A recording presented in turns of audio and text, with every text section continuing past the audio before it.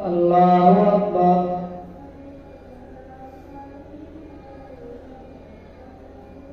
الحمد لله رب العالمين الرحمن الرحيم مالك يوم الدين إياك نعبد وإياك نستعين اهدنا الصراط المستقيم صراط الذين أنعمت عليهم غير المغضوب عليهم ولا الضالين.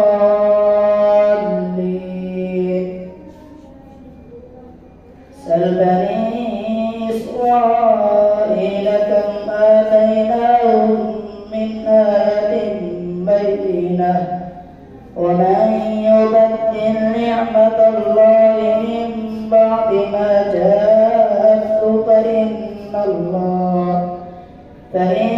الله شديد العقاب. زين للذين كفروا الحياة الدنيا ويسخرون من الذين آمنوا والذين اتقوا فوقهم يوم القيامة والله يرزق من يشاء بغير حساب. كان الناس أمة واحدة فبعث الله النبيين مبشرين ومنذرين وأنزل معهم الكتاب بالحق ليحكم بين الناس فيما اختلفوا فيه وما اختلف فيه إلا الذين أوتوه من بعد ما جاءتهم البينات بغيا بينهم فهدى الله الذين آمنوا لما اختلفوا فيه من الحق بإذنه والله يهدي من يشاء إلى صراط مستقيم. أم حسبتم أن تدخلوا الجنة ولما يأتكم مثل الذين خلوا من قبلكم مستهم البأساء والضراء وزلزلوا حتى يقول الرسول والذين آمنوا معه متى نصر الله ألا إن نصر الله قريب. يسألونك ماذا ينفقون قل ما أنفقتم من خير فللوالدين والأقربين واليتامى والمساكين وابن السبيل وما تفعلوا من خير فإن الله به عليم. كتب عليكم القتال وهو كره لكم وعسى أن تكرهوا شيئا وهو خير لكم وعسى أن تحبوا شيئا وهو شر لكم والله يعلم وأنتم لا تعلمون. يسألونك عن الشهر الحرام قتال فيه قل قتال فيه كبير وصد عن سبيل الله وكفر به والمسجد الحرام وإخراج أهله منه أكبر عند الله والفتنة أكبر من القتل ولا يزالون يقاتلونكم حتى يردوكم عن دينكم إن استطاعوا ومن يرتد منكم عن دينه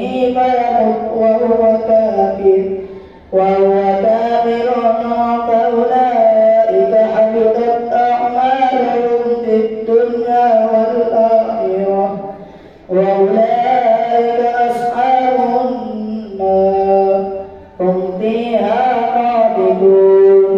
إن الذين آمنوا والذين هاجروا وجاهدوا في سبيل الله أولئك يرجون رحمة الله والله غفور رحيم. يسألونك عن الخمر والميسر قل فيهما إثم كبير ومنافع للناس وإثمهما أكبر من نفعهما ويسألونك ماذا ينفقون قل العفو كذلك يبين الله لكم الآيات لعلكم تتفكرون في الدنيا والآخرة.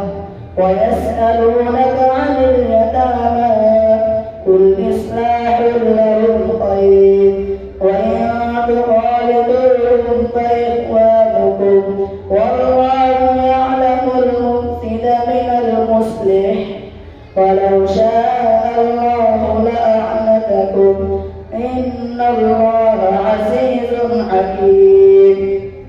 ولا تنكحوا المشركات حتى يؤمن ولأمة مؤمنة خير من مشركة ولو أعجبتكم ولا تنكحوا المشركين حتى يؤمنوا ولعبد مؤمن خير من مشرك ولو أعجبكم أولئك يدعون إلى النار والله يدعو إلى الجنة والمغفرة بإذنه ويبين آياته للناس لعلهم يتذكرون. ويسألونك عن المحيض قل هو أذى فاعتزلوا النساء في المحيض ولا تقربوهن حتى يطهرن فإذا تطهرن فأتوهن من حيث أمركم الله إن الله يحب التوابين ويحب المتطهرين. نساؤكم حرث لكم فأتوا حرثكم أنى شئتم وقدموا لأنفسكم واتقوا الله واعلموا أنكم ملاقوه وبشر المؤمنين. ولا تجعلوا الله عقدة لأيمانكم أن تبروا وتتقوا وتصلحوا بين الناس والله سميع عليم. لا يؤاخذكم الله باللغو في أيمانكم ولكن يؤاخذكم بما كسبت قلوبكم والله غفور حليم. للذين يؤلون من نسائهم تربص 4 أشهر فإن باءوا فإن الله غفور رحيم. فإن عزموا الطلاق فإن الله سميع عليم. والمطلقات يتربصن بأنفسهن 3 قروء ولا يحل لهن أن يكتمن ما خلق الله في أرحامهن إن كن يؤمن بالله واليوم الآخر وبعولتهن أحق بردهن في ذلك إن أرادوا إصلاحا ولهن مثل الذي عليهن بالمعروف وللرجال عليهن درجة والله عزيز حكيم. الطلاق مرتان فإمساك بمعروف أو تسريح بإحسان ولا يحل لكم أن تأكلوا مما آتيتموهن شيئا إلا أن يخافا ألا يقيما حدود الله فإن خفتم ألا يقيما حدود الله فلا جناح عليهما فيما افتدت به تلك حدود الله فلا تعتدوها ومن يتعد حدود الله فأولئك هم الظالمون فإن طلقها فلا تحل له من بعد حتى تنكح زوجا غيره فإن طلقها فلا جناح عليهما أن يتراجعا إن ظنا أن يقيما حدود الله وتلك حدود الله يبينها لقوم يعلمون وإذا طلقتم النساء فبلغن أجلهن فأمسكوهن بمعروف أو سرحوهن بمعروف ولا تمسكوهن ضرارا لتعتدوا ومن يفعل ذلك فقد ظلم نفسه ولا تتخذوا آيات الله هزوا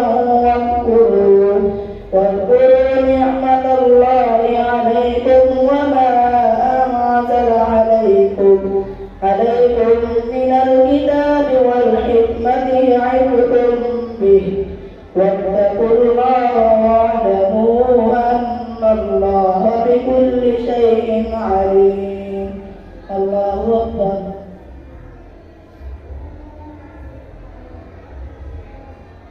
سمع الله لمن حمده. الله أكبر. الله أكبر. الله أكبر.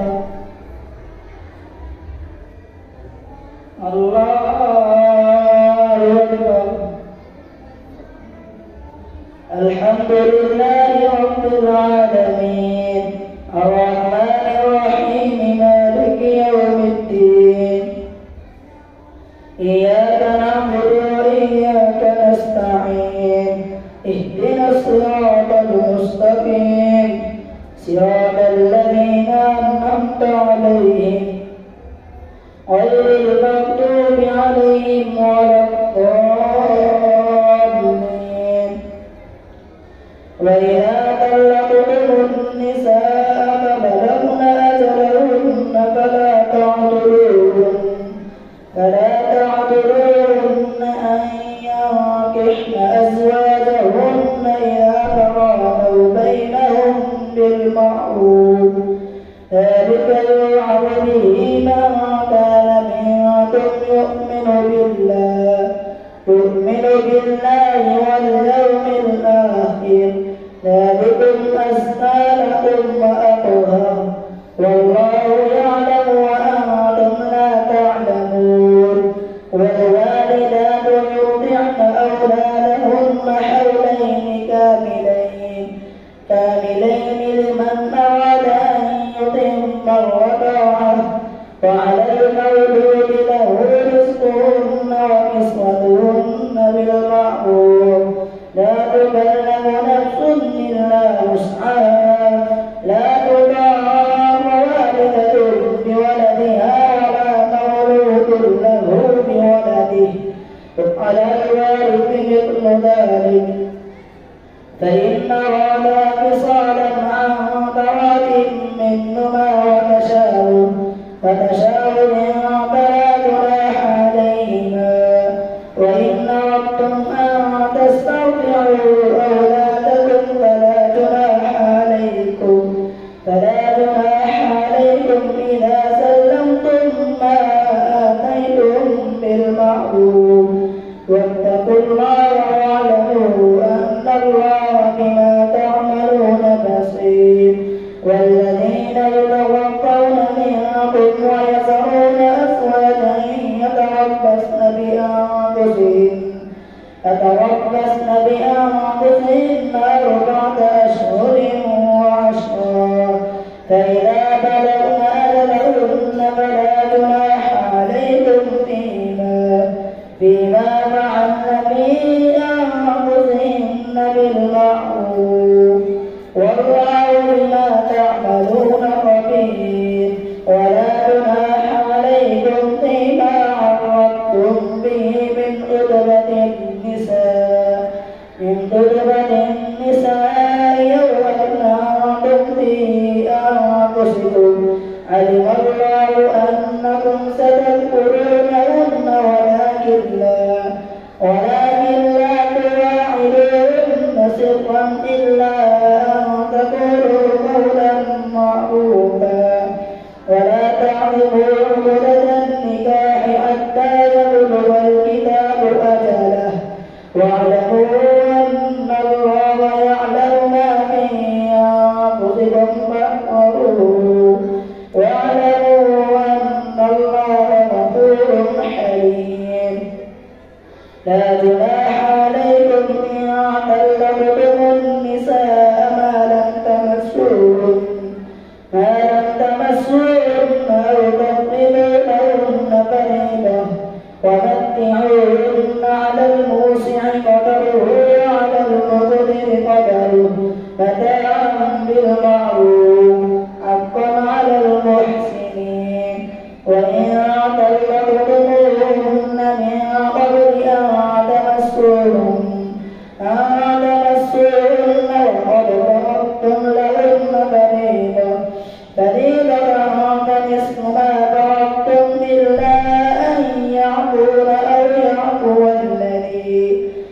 يعفو الذي بيده عقدة النكاح، وأن تعفوا أقرب للتقوى، ولا تنسوا الفضل بينكم، إن الله بما تعملون بصير.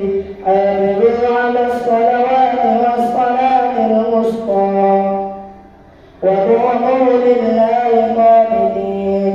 فإن خفتم فرجالا أو ركبانا، فإذا أمنتم فاذكروا الله كما علمكم ما لم تكونوا تعلمون.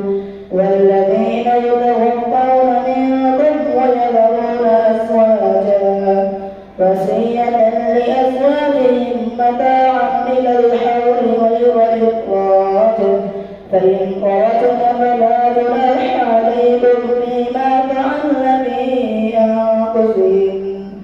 في أنفسهن بالمعروف، والله عزيز حكيم. في أنفسهن من معروف، والله عزيز حكيم. والمطلقات متاع بالمعروف حقا على المتقين.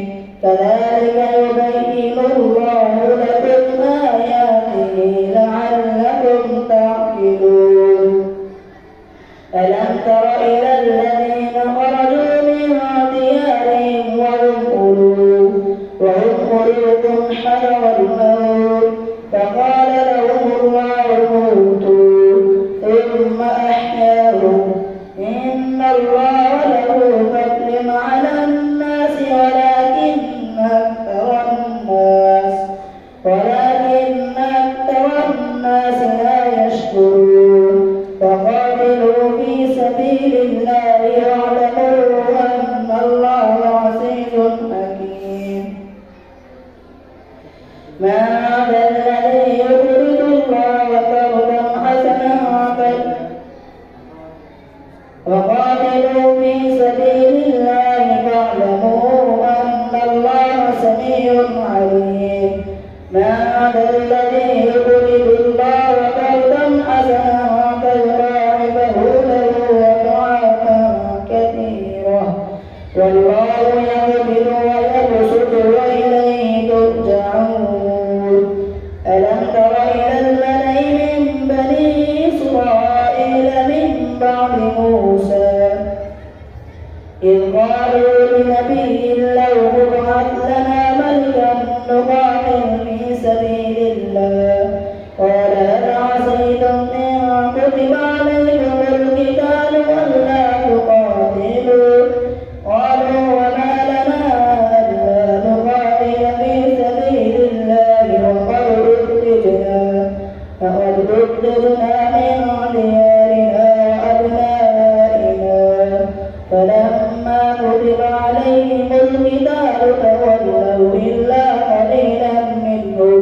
والله عليم بالظالمين.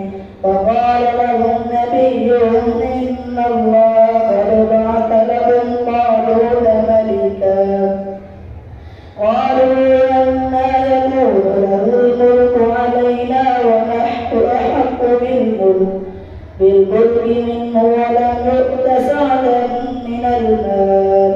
قال إن الله اصطفاه عليكم وزاده بالعلم والجسم والله يؤتي ملكه من يشاء والله واسع عليم. وقال لهم نبيهم إن آية ملكه أن يأتيكم التابوت فيه سكينة من ربكم وبقية مما ترك آل موسى وآل هارون تحمله الملائكة إن في ذلك لآية لكم إن كنتم مؤمنين. فلما نزل طالوت بالجنود قال إن الله مبتليكم بنهر فمن شرب منه فليس مني ومن لم يطعمه فإنه مني إلا من اطعمه بيده فشربوا منه إلا قليلا منهم. فلما جاوزه هو والذين آمنوا معه قالوا لا طاقة لنا اليوم بجالوت وجنوده. قال الذين يظنون أنهم ملاقو الله كم من فئة قليلة غلبت فئة كثيرة بإذن الله والله مع الصابرين. ولما برزوا لجالوت وجنوده قالوا ربنا أفرغ علينا صبرا وثبت أقدامنا وانصرنا على القوم الكافرين. فهزموهم بإذن الله فقتل داود جالوت وآتاه الله الملك والحكمة وعلمه مما يشاء.